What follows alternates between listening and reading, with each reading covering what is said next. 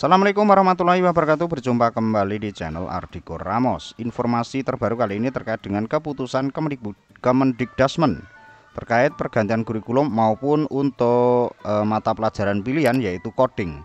Berikut langsung saja untuk ulasan lengkapnya. Datang mulai memperkenalkan coding sebagai mata pelajaran pilihan di tingkat sekolah dasar dan SMP.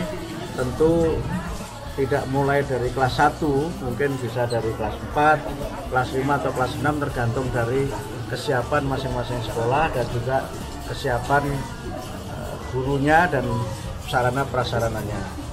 Ini sekali lagi masih bagian dari proses untuk kami melihat bahwa sebenarnya coding itu bukan mata pelajaran yang baru karena banyak sekolah yang sudah menerapkannya dan salah satunya adalah SMP Prima ini, SMP Prima Cendekia Islami.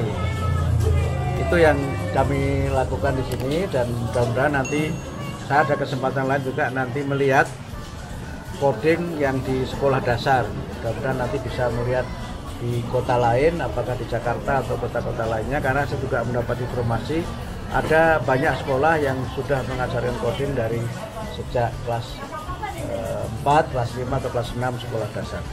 Kalau kesiapan SDM sendiri termasuk gurunya gimana Pak? Nanti kan kita coba eksplorasi apakah coding ini memang menjadi mata pelajaran yang berdiri sendiri. Kalau di sini kan mata pelajaran yang berdiri sendiri.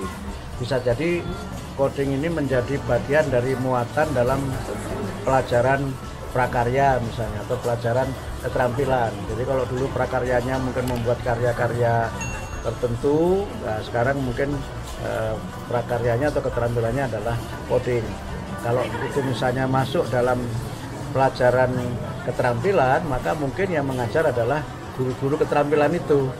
Karena kan memang di antara guru yang kekurangan jam mengajar itu guru keterampilan.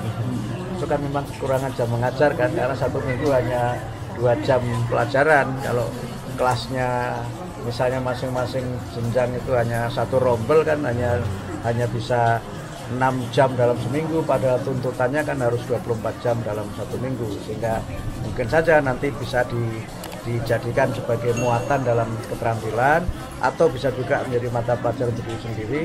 Nanti kita lihat kajiannya di lapangan. Berarti gurunya harus kursus lagi atau gimana Pak? Sebenarnya coding ini banyak yang bisa belajar online kok. Sekarang di website itu banyak pelajaran coding yang free yang bisa di-download langsung dari internet sebenarnya, tapi beberapa memang ada yang programnya khusus yang dia misalnya paket kerjasama dengan program-program tertentu. Itu masing-masing sekolah punya kreativitas. Karena penyedia jasa coding itu banyak sekali, tinggal nanti pilih program yang mana dan mungkin juga pilih mana yang biayanya bisa terjangkau. Apalagi kalau memang itu free, itu kan berarti tidak perlu biaya yang mahal. Dan coding itu ada yang memang menggunakan internet, ada yang tidak pakai internet. Yang di sekolah ini menggunakan internet, tapi ada beberapa yang dia tidak pakai internet juga bisa. Jadi bentuk penerapannya diserahkan ke sekolah masing-masing? Ya, itu kan pilihan. Jadi kalau sekolahnya siap ya dia menyelenggarakan, kalau misalnya tidak ya tidak ada masalah karena sifatnya pilihan. Justru kalau dia menyelenggarakan itu mungkin bisa menjadi bagian dari keunggulan sekolah itu. Mungkin di sekolah ini juga di antara keunggulannya ada coding itu. Ada reward nggak Pak buat yang menyelenggarakan? Wah, itu belum kepikir. Ya, belum terpikir. Nanti kalau ada reward semua menyelenggarakan bisa repot. Di sini Pak, di sisi lainnya Pak, beberapa orang tua ini bahkan ada yang misalnya sempat menyayangkan bahwa generasi penerus ini ada yang seperti kehilangan keramah tamahan, etika. Nah, kira-kira kedepannya apakah akan diterapkan juga terkait dengan mata pelajaran budi pekerti misalnya Pak? Enggak usah, kan sudah ada pelajaran agama. Yang kami coba tekankan pada periode ini adalah pendidikan nilai itu melekat pada semua mata pelajaran, tidak hanya pada pelajaran agama atau pelajaran misalnya kewarganegaraan atau mata pelajaran yang selama ini identik dengan penanaman akhlak mulia. Semua mata pelajaran itu harus ada muatan dan nilai-nilai akhlak mulia. Bahkan pelajaran olahraga sekalipun itu harus ada. Bahkan di situ kan bisa menanamkan karakter, kerjasama tim, sportivitas, ya. Kemudian siap menang, siap kalah.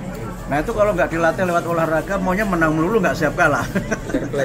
Jadi itu kan bagian dari penanaman karakter, nilai kesehatan. Mudah-mudahan informasi ini bisa bermanfaat. Ada kurang biasa maaf. Wallahul muwaffiq. Wassalamualaikum warahmatullahi wabarakatuh.